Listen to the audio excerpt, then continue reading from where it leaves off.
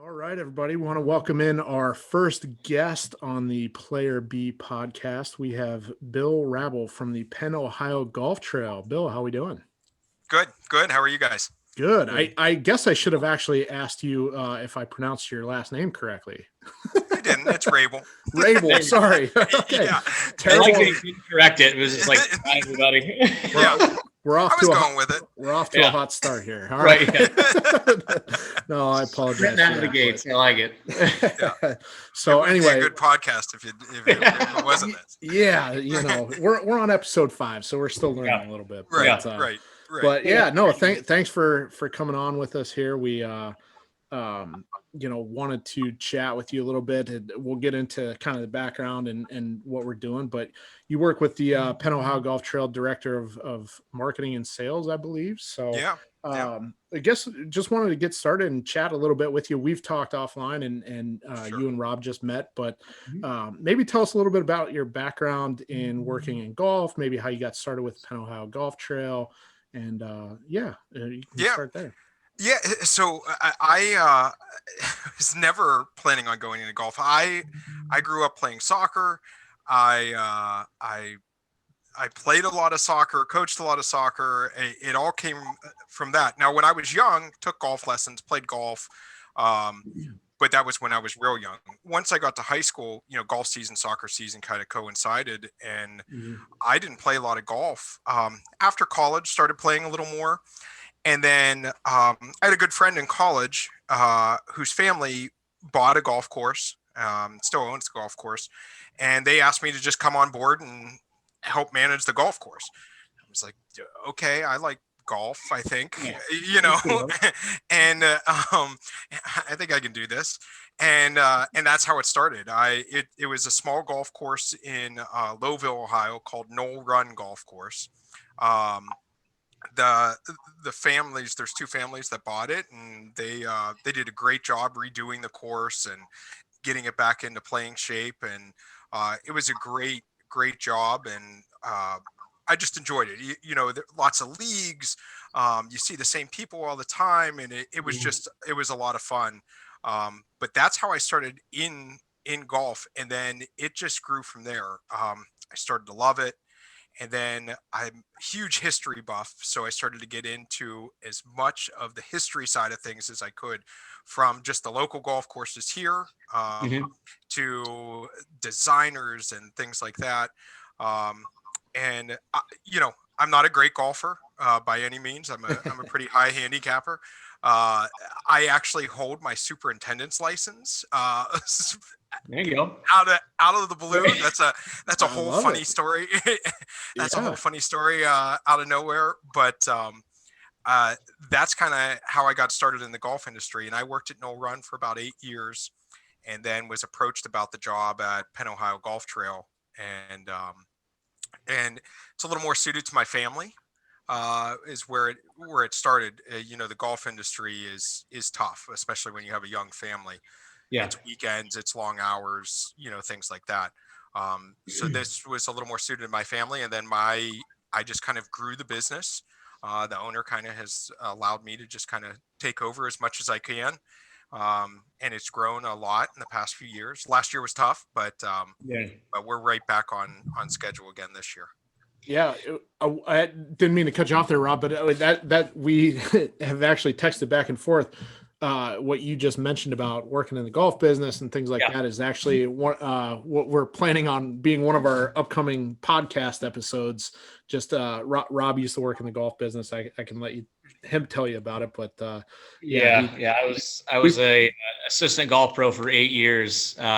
For about 3 or 4 years down in Cincinnati, Mason area, and then 4 years in Columbus. So yeah, when you're like, it's not easy for a family, I'm like, I just have myself and my wife. I'm like, I couldn't imagine that type of schedule with kids, little ones, and stuff like that. It's like you said, it's weekends, holidays. It's when everyone else is off work, you're working. Right, and it especially when you're at a small golf course.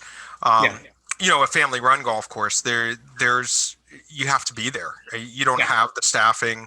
You wear a lot of different hats. Yeah. Right. Exactly. And, but I wouldn't trade it for anything. It was such great experience. but I love where I'm at now. I love the job I'm doing. It's great. So one of Rob just mentioned you wear many hats, and you said kind of a funny story how you got your superintendent's license. I would love to hear how that came about. Yeah, so I jotted that one down. So we had a superintendent that was hired and just wasn't performing, and we had to let him go pretty quickly. Well, to spray on a golf course, and this is the same thing with guys that come and spray your yards. You have to have a license to do that. Or you can have somebody do it, but somebody has to have a license within your company or has to be within so many miles of the company. So literally we were at the end of the season. It was like, okay, somebody's going to have to get this license. And I got a book. I studied for like 24 hours and drove down to Columbus like at 5 in the morning and took these tests. I was there all day, took the test. How I passed these tests, I have no clue. Like the safety side of things was pretty easy. It was a lot of basic, hey, if there's a spill, what should you do? Who should you call? How should you do this? But then there was like identifying bugs and identifying fungus and things like that. And it was my brain. I remember driving. I drove down that morning, which 2.5 hours, and then drove back that night. My brain on the way back was like so fried, and that was it. They let me know in a couple days that I had passed, and I was just like, okay, this is crazy. But now then I had my chemical spray license, and so that's how that worked out. It was just, we had no choice. Wearing many hats, that was it. I had to wear that hat for a little bit. That's awesome. My gosh. Was the test at least multiple choice? Like when you had to identify bugs, were you given options? Yeah. So yes, there was some multiple choice, but then there were also like math problems. Okay.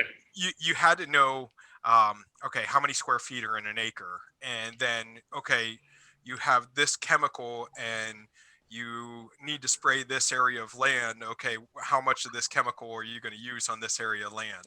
Wow. Yeah, it was how Bill, I passed you're talking to two PE majors, so as soon as you said math problems, we kind of blacked out for a second. That's so funny. Yeah, how I passed it, I still have. Hey, but you did, and maybe that's a backup plan somewhere down the road. After you retire, you can become a superintendent somewhere. Right. I think I could stick to cutting grass. Yeah, that's so funny. That's so funny.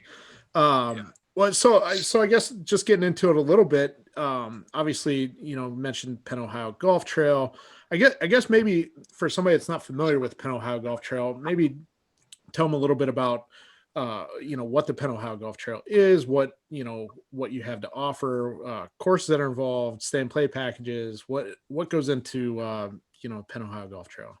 Yeah, so it's simply, the gist of the whole thing is we just do stay and play packages.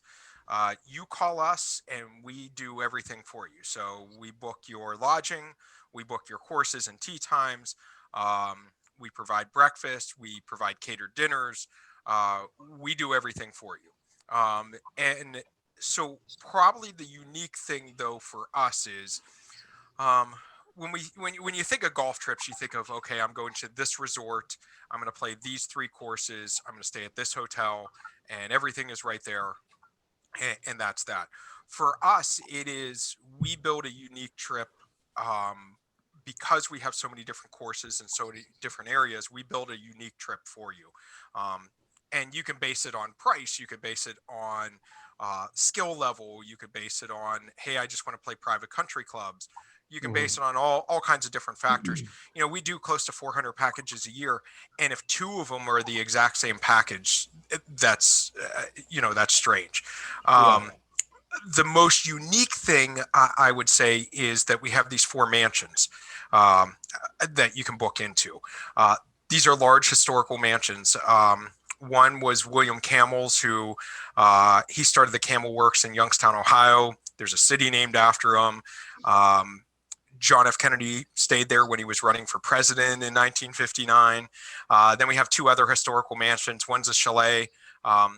So in Youngstown, there's Youngstown State University. There's Stambaugh Stadium. This was the Stambaugh Chalet. They were over in Europe, and the wife said, I want one of these chalets when I get home, and that's what she got. And then we have the Todd, which a famous family in the Youngstown area. And then finally Julia's, which is a bed and breakfast in the off season. And then during the season, we use it just as another house, and it's right on the course. That one was the former governor of Ohio, Governor Todd. He was governor during the Civil War. It was his family's house growing up. It's built in the 1840s, I think. So pretty neat there. A lot of history. So that's probably the unique thing, because you can have 36 guys at our Pine Lakes Club stay in the same exact house, and you have 2 pool tables, you have big screen TVs, you have shuffleboards, you have all these things to do. And it's not like staying in a hotel where, hey, let's go meet in the lobby. Do you want to go to dinner at this time? Do you want to, guys have a whole house to themselves. Right. Sounds pretty ideal for a golf trip. Right. And that's why guys keep coming back year after years, because they get in those houses and then they love it. And then on top of that, we do have 54 courses we're partnered with. So you could have a different trip almost every year. Yeah. So we have, Youngstown is funny because there's so many golf courses in such a small area. Ohio's funny in general. There's a lot of golf courses, great golf courses in Ohio. But Youngstown is, we have 1, 2, 3, 4, 5. There's 6 or 7 private country clubs in the Youngstown, Ohio area. Yeah. There shouldn't be. The population is so small, but it's great. Yeah. So we have those private country clubs as well. It's funny because when you first reached out and we chatted and things like that, I obviously pulled up the website and I was looking at all the courses, and Sure. a lot of the courses are in Northeast Ohio, Western Pennsylvania, and you're getting down here into Central Ohio, which we'll touch on too, because both Rob and I are pretty excited about that. So yeah. All right. But you guys want to play this Sunday? Yeah, absolutely. But I, looking there, you have, courses. You mentioned Youngstown area.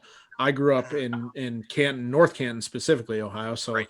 Football Hall of Fame and things like that. But you have or feature a lot of the courses that I grew up playing. So I was, when we talked, I was so excited to see a lot of those courses. And actually there, even like Glenmore Country Club, which is in Canton, Ohio, which of course I've never played, and things like that here. So it's cool to see a lot of different courses, different style courses, public courses, private, that kind of thing that you guys feature. So, again, I was super excited when you reached out, but I'd love to pick your brain a little bit about how we ended up getting in contact, because that's one of the stories I was telling Rob.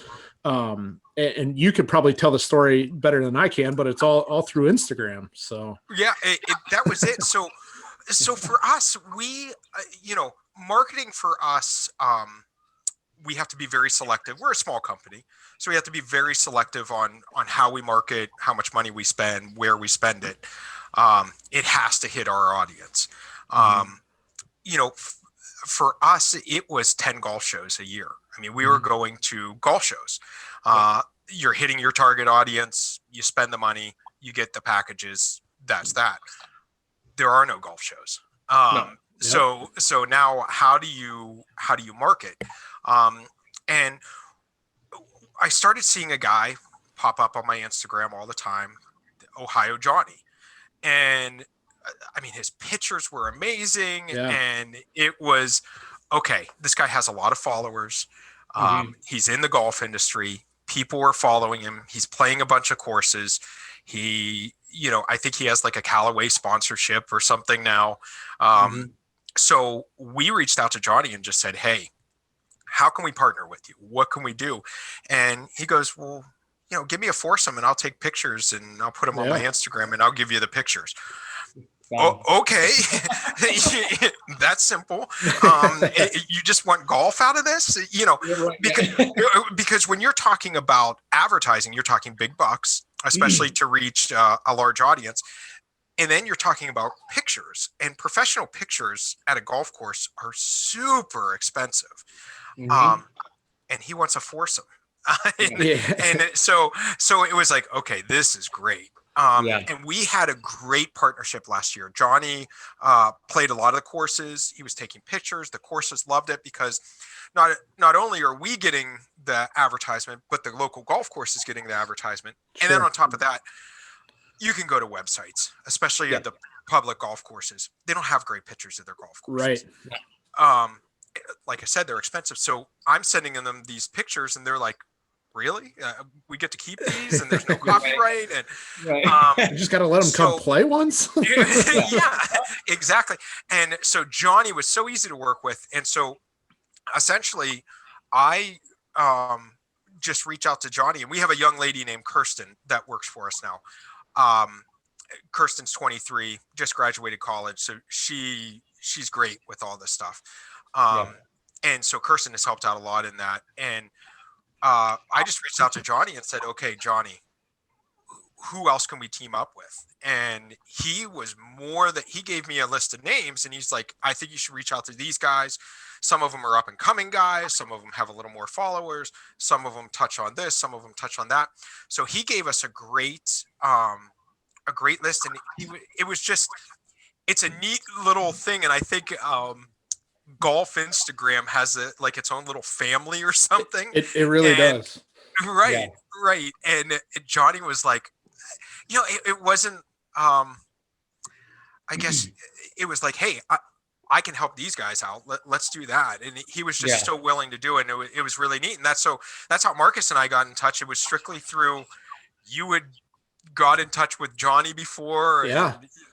And he was like, yeah, you should reach out to him. He's great. Well, the whole story is we're going to get him on the podcast as well. I messaged him and told him you were coming on, and we'd love to have him on too, to touch base. Cause I still have not actually met him. We've messaged plenty on Instagram and things like that, but actually still have not met him. But I think I told the story briefly last episode, or on one of our episodes. I came in touch with him or found him on Instagram, similar the way you did, but he had photos of the quarry, golf, one of your courses, one of the Penn Ohio courses, but it's a course in my hometown in Canton, Ohio, but it made the national rounds. Like, it was on all the golf publications and everything. And I was like, I first saw it and I was like, holy cow, I've played that course. I grew up playing that course, and it's people across the world are seeing it. And then I saw that, they tagged Ohio Johnny, and I started following him. I was like, this guy lives in Cleveland and his photos are incredible. And so I randomly messaged him. I was like, hey man, that's an awesome photo you took of the quarry. I grew up playing that course. And so that's kind of how it all started. So and he's so approachable, and that's what we found. So we started reaching out to other guys. So when we got in contact, you're like, let's do this. I like golf. First of all, I was surprised that anybody reached out to me, and two, I was flattered because I'm far from a photographer, but I do love to post about golf, and Johnny and a couple of the other guys are I would say serious photographers and things like that, where I post more a little bit about, playing and golf swings and stuff like that. But I'm learning, so we'll get there. But you may not even know this, but occasionally the group of us have messaged on Instagram and talked about meeting up and all playing together and things like that. So. Listen, I would love that, and I'd love to put it, like, you guys need to document it. We need to put it on our website and get it out there. It's a neat thing, and that's what we weren't looking for, another Ohio Johnny. We were looking for different styles of people. And we had talked about, and you have a blog on our website.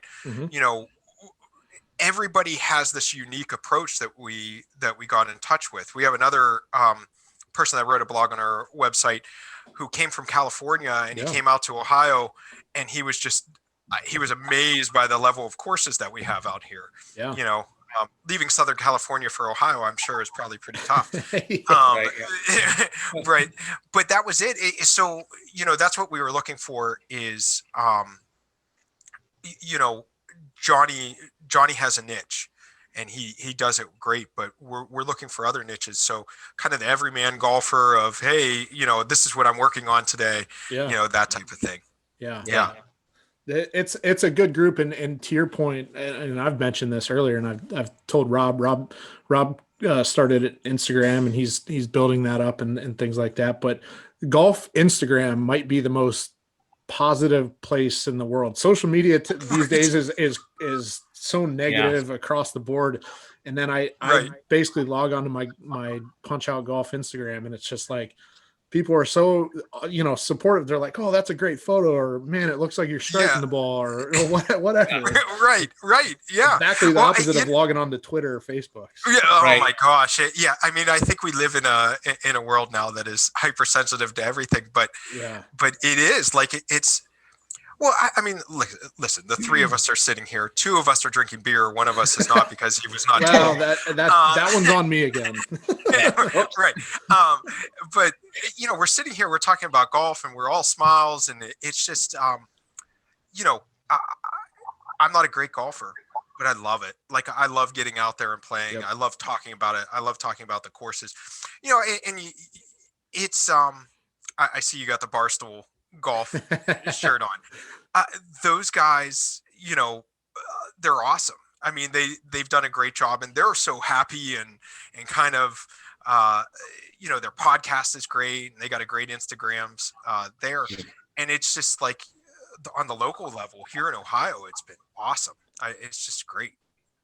Rob, I'll let you chime in here too, but we both listen to their podcast, and it's so funny that their podcast is such a difference. You know, you listen to, you know, some of the other ones, No Laying Up and they're talking tour golf and you know, they're you know, a higher level of golf, whereas, you know, the foreplay guys, Barstool guys, they're like, I went out and shot 97 last week. right. Like us. Very relatable. Yeah. Well, and you know, our pro at Pine Lakes, he always says this: "Hi, Quinters, hold on 1 second, okay?" Okay, good job. So that was my daughter. That was my daughter. Okay. No worries. Quick guest appearance. I like it. Yeah. But I don't even know where I was going with that. You're pro at Pine Lakes. My pro at Pine Lakes. Yeah. So he says this all the time, because the big thing now is they're going to develop the golf ball so you can't hit it as far. Yep. And he's like, you're developing that golf ball for like 100 people. Right. You know, like the rest of us, I mean, you know, if I get off the tee and hit it 250 yards, I am like thrilled, and it's in the fairway. It's even better, you know? And that's it. Like, I think that's why it's so popular, is because most of us aren't pro golfers. No. 100%. And we kind of talked about that too. Like you said, like, why, you know, the distance debate, like, you know, why are you dialing it back for such a small percentage? Because for the longest time, you're trying to push the game, grow the game. Right. On a prior episode, I'm like, they used to have the Tee It Forward program where you were encouraging people to move up. Right. And now it's like a few years removed, and it's like, whoa, move up, but don't hit it so far. So it's pretty funny how that works. But yeah, I mean, it's like Marcus had kind of said, I just started my Instagram handle, I think late 2020 or early 2021, Club Tour Ohio. And to his point, I mean, I post like a couple of videos or, you know, something here or there, and the amount of likes I get or like notifications, like, this person's following you. I'm like, I don't know who that person is. I click on, I'm like, oh, it's just another Instagram golf. So I'll follow that. Yeah. So I'm actually getting on it right now. So what is it? Club Tour Ohio? Club Twirl Ohio. Club Twirl, love it. You have some underscores in there too. Yeah. Club_Twirl_Ohio. So there we go. I'm actually going to get on it right now, so I have it, and we'll get it on our Penn Ohio Golf Trail. Nice. Try even after a poorly struck golf shot. If you throw in a club twirl afterwards, it looks a lot better. Yeah, absolutely. I mean, Right. I think I'm following you now. Right. Absolutely. I twirl my club all the time, and I'm Yeah. usually, behind a tree or, Yeah. In a sand trap. It can Sometimes be a those, smothered hook, but if you give her that twirl, it's like, well, he hit it well. I Yeah, really I like mean, it. right, It was just off a bit. So right, right, sometimes those are exactly. the best ones after you top a Right, tee shot or right. something. Right, right. So you kind of touched on something I wanted to ask about as well, but with all the courses that you guys have to offer, and you said, you do 200 or so packages a year. How do you guys, if somebody reaches out to you and says, I have a group of 16 guys and we're coming in and we, for 3 days or however long it is, how do you kind Sure. of work on tailoring those packages? Do you try and mix in private clubs, public courses? What's if somebody's looking to book a package with you guys, what can they kind of expect working through that process? Yeah, so I mean, it is funny because every single person is different in what they're looking for. Some guys come in and they've investigated and they're like, listen, we want courses in the Canton area. We really want to play Glenmore Country Club. These guys are coming in and listen, we care about the lodging. We want to stay at the house. We don't care about the courses. Let's just keep our price, at the minimum. Yep. So every single one is tailor made. And, I always seem to ask like a few questions. Okay. Handicaps of your golfers. Because so we have Old Stonewall on our package. Have you guys played Old Stonewall? No, but no. speaking of Barstool, their Barstool Classic is going to be there later this summer. So It was actually there this past summer too. Oh, was it? Okay, nice. Oh yeah. Stonewall is amazing. It's beautiful. It is I'm always in awe of the course and how they build it. Like I wish I was there while they were building it because the stonework, especially on the back nine, you're like traveling up the mountain, then back down the mountain, and you feel like you're the only people on the course because the holes are so separated. But if you said, hey, I have high handicappers and we're all like 65 and older, Old Stonewall is not for you. I mean, because you're going to walk off that course and be miserable. It's just that difficult of a course. So what are your handicaps? What are you looking for in that respect? Price, how important is price? Do you have a budget in mind? And then it gets into, do you want private clubs? Do you want public courses? What are you there for? And that's kind of the fun thing of the job is it is this every day. It's talking about golf and golf courses and guys start relating to you and you build these relationships. And it's like, I talk golf every day and, hey, Bill, what would you play? Or, hey, this is what we're looking for. And then you start tailoring these golf courses and listen, guys come and they're like, this course and this course worked for us. This one didn't. So you do this next year. We really like this style of course. Okay, we'll get that. Some guys want, they like the hills. They want the elevation changes. So you push them a little further to the border of Ohio or into Pennsylvania, and you get those elevation changes. So every package is different. It's just based on what the guys are looking for in the package.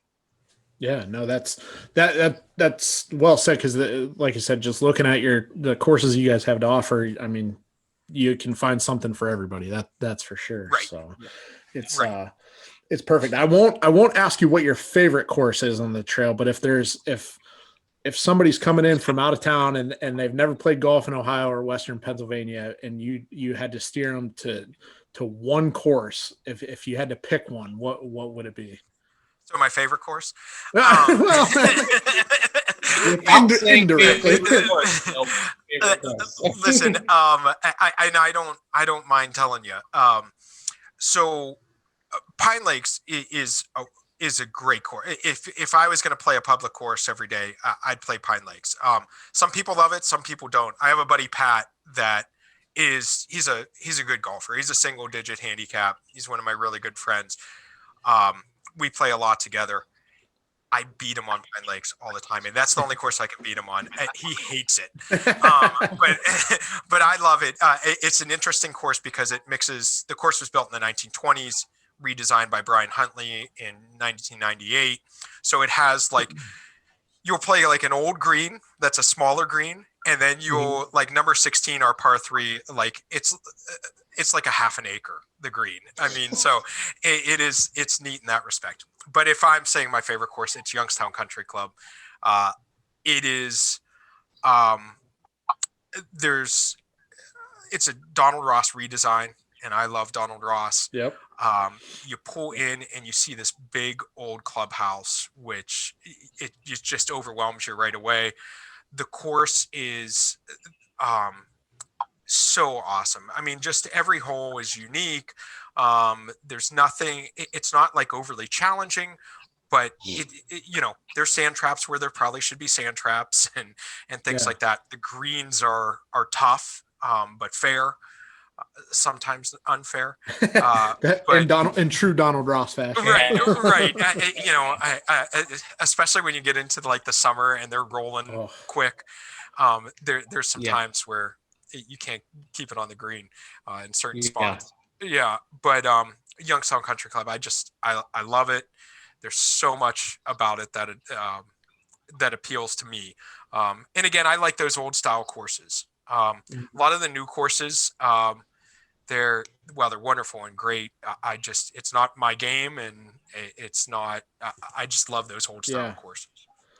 There's I asked that question in a sneaky way just because Rob's originally from Cincinnati, Southwest Ohio area, and a lot of the courses are Northeast Ohio. So I'm gonna get them up to Northeast Ohio this summer in the place. Well, I mean, Cincinnati's like a whole another state down there. I mean, they have terrible chili. Those are fighting words now. Right. I mean, they have terrible chili. Sometimes they can play football well, but hardly ever. Not often. No. Yeah. I mean, Northeast Ohio is where the fun is. So speaking of that, we played in an outing a couple years ago, and Rob's a Bengals fan. I'm a huge Browns fan, and we were together in a group. And after every putt he made, he came back to the cart and hit the Bengals fight song on his phone. And I was like, you got to stop doing that.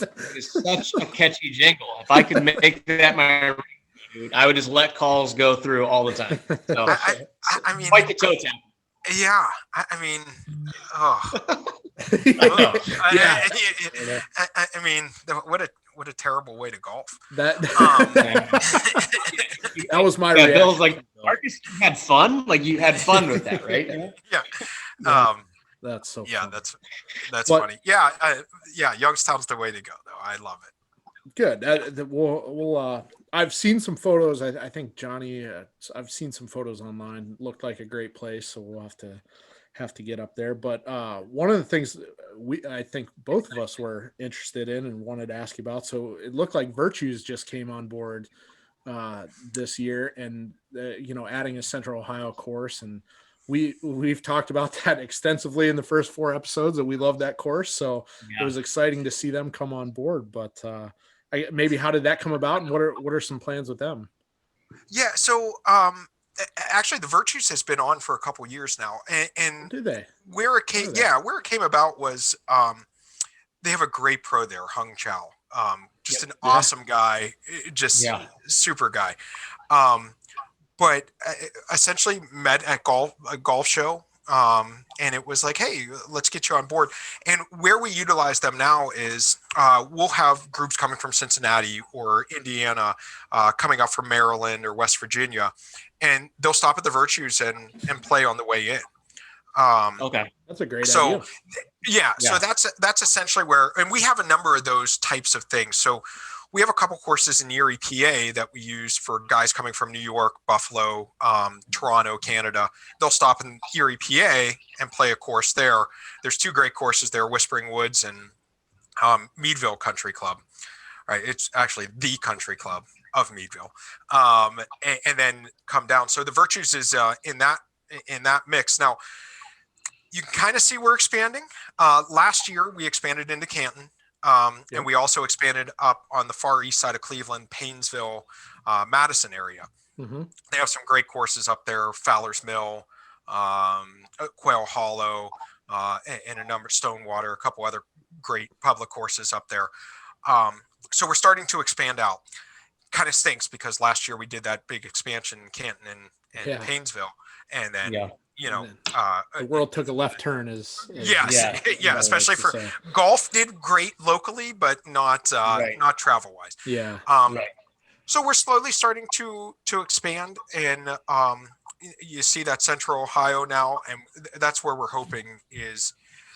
We feel like we have a good program going, and we can expand this, even further out.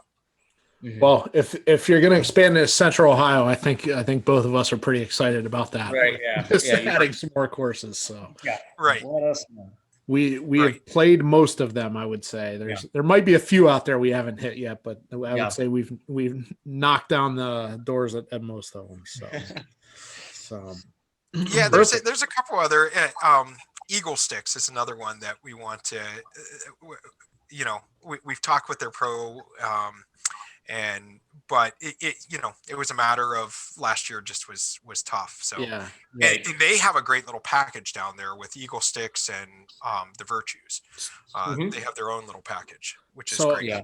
I think, well, I got to get Eagle Sticks is one Rob hasn't played yet, but I was actually messaging with Ryan, one of the guys that's going to be you're working with, RJ Gilbert there, and he was talking about he wants to come down and play Denison Golf Club, which is down here in Central Ohio. And then obviously we started talking about getting him out to Virtues, and a lot of those guys from Northeast Ohio haven't played Virtues, so they want to come down and give it a shot. Right. And I said, if you're going to come, if you're going to come down, let's make it a weekend and play Virtues. We'll knock out Eagle Sticks, which is just down the street. It's not far at all. And then we can hit Denison as well. We can, make it a little weekend there. So Eagle Sticks is another great course. We talked about it on on our last episode, but I used to have a love-hate relationship with it. I love it. It's such a great course, but I used to always play so terribly there. So I would walk out of there just not feeling great.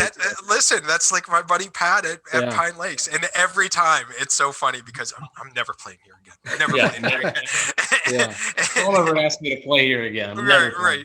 And like I said, Pat's a really good golfer and shoots really well, but it's just, I don't know. It's like a mental block there or something. Oh, that's cool. Mental game for sure. Right. Perfect. Rob, what am I missing? You got anything else? I think No, I mean, Bill, the one thing I was going to ask, one, just lack of knowledge, and then two, for the people out there that may have the same question, when you're planning the stay and play packages, obviously, you talked about the mansions and the larger size packages. What's the smallest package you guys are willing to do? Like, because I know we kind of have a little golf trip that we've planned the last few years, some buddies of mine. And just some of them are starting out, hey, we got 2 groups, maybe 3 at best. So what's kind of the minimum if someone's looking to go like, hey, we got a group or 2, is that something you guys would do or kind of walk me through the minimum type thing?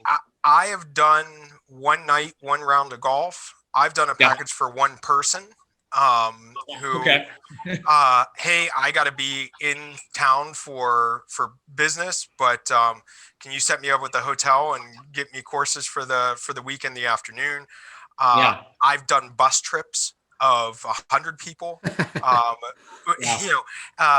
We would do, again, we're not limited by anything, which is the beauty of it. So we'll do 1 or 2 groups. We'll do groups of 100. I've done packages where guys stay 7 days and play 14 rounds of golf. Holy cow! I mean, we've done it all, and kind of everything in between. It's I think that's another thing that makes us pretty unique is we can do that and it's simple. Yeah. Because I think that's kind of a hesitation for some. I know, at least on my end, trying to plan a golf trip like that. You see these things like that where it's like, hey, we'll plan everything for you, and you just kind of go, well, I don't know if I have that stigma's out where if it's a stay and play, you got to have a decent amount of guys. Sure. And so that's good to kind of hear that it doesn't have to be this, 30 person trip. Right. It can be a group or two of guys just, hey, let's go out and have a good time. The flexibility is there, it sounds like, which is awesome. Yeah. And one of the things that that actually brings up a great point. So we have this little apartment above our clubhouse at Pine Lakes. And actually our pro lived there at one point with his family. But we just now rent it out for stay and play packages. Wow. And there's 4 beds, 2 bedrooms. You got a kitchen, you got a living room, you got a dining room. You're right on the course. You're overlooking the first tee.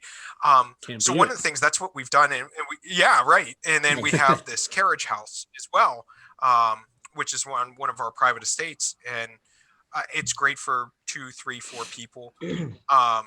So we started noticing, okay, there is, 4 guys want to come and play golf. So it's perfect for that. A lot of guys trips that are just, hey, I got 4 buddies, or there's 3 of us that want to come and play. And that's, so we started tailor-made, we tailor-made those kind of little lodging areas for just that. Perfect. Yeah. So love it. Yeah. Perfect. Well, that's I don't know if you have anything else, Rob, but I think that's all I had. That's learned quite a bit on this podcast. I was going to say, we've chatted a little bit, Bill, but I've learned some things about Penn, Ohio. So I'm excited that the snow is starting to melt, and hopefully that means golf is right around the corner. Yeah, and I think and we talked about this a little bit. We'll get you guys up on a package. I think get 4 of you up here. We'll put you in that loft, and get you guys on a couple of the courses up here.